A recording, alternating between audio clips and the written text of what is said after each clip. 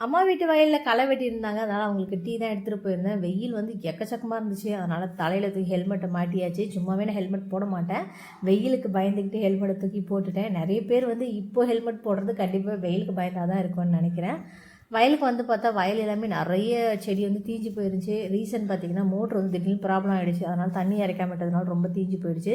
இந்த டைமில் வந்து வதங்க விட்டு தண்ணி இறைக்கணும்னு சொல்லுவாங்க. ஆனால் இவ்வளோ வதங்கக்கூடாது, ஏன்னா வெயில் எக்கச்சக்கமாக இருக்குல்ல. இதெல்லாம் தண்ணி பாய வச்சு களை வெட்டின செடி இது எல்லாமே நல்லாயிருக்கு. ஆனால் நிறைய பூச்சி தாக்கம் இருக்குது. இதுக்கு எல்லாத்துக்கும் வந்து ஸ்ப்ரே பண்ணணும். களை எல்லாமே வெட்டி முடிச்சதுக்கப்புறம் தான் ஸ்ப்ரே பண்ணணும். இது வந்து எங்கள் ஊர்லேருந்து கிட்டத்தட்ட ஒரு 4 to 5 கிலோமீட்டர் இருக்கும். அவ்வளோ தூரம் ட்ராவல் பண்ணி தான் நாங்கள் வந்து இங்கே வரணும்.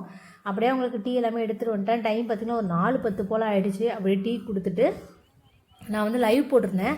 அந்த லைவோட லிங்க் வந்து ரிலேட்டட் வீடியோவில் கொடுக்குறேன், மறக்காமல் செக் பண்ணி பாருங்கள். இங்கே களை விட்டுறாங்களா, இதுக்கு பின்னாடி வந்து ஒருத்தவங்க தர்பூசணி போட்டிருக்காங்க. குழிக்காயில் வந்து போடுவாங்கள்ல, குழிக்காய் ட்ரிப் இல்லாமல் குழியில் போடுவாங்களா, அது போட்டிருந்தாங்க.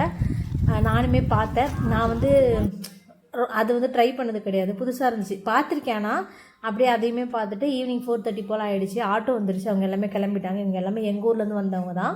ஆட்டோ வந்ததுனால கிளம்பிட்டு போயிட்டாங்க. 4 மணி வரைக்கும் தான் மேக்ஸிமம் இருப்பாங்க. ஆட்டோ வரதுக்கு கொஞ்சம் லேட்டானதுனால ஒரு 4:30 மணி வரைக்கும் இருந்தாங்க. இங்கே நிறைய செடி வந்து செத்து போயிடுச்சு. அது எல்லாத்தையுமே வந்து மாடுக்கு எல்லாத்துக்கும் வந்து எடுத்துகிட்டு போயிட்டாங்க.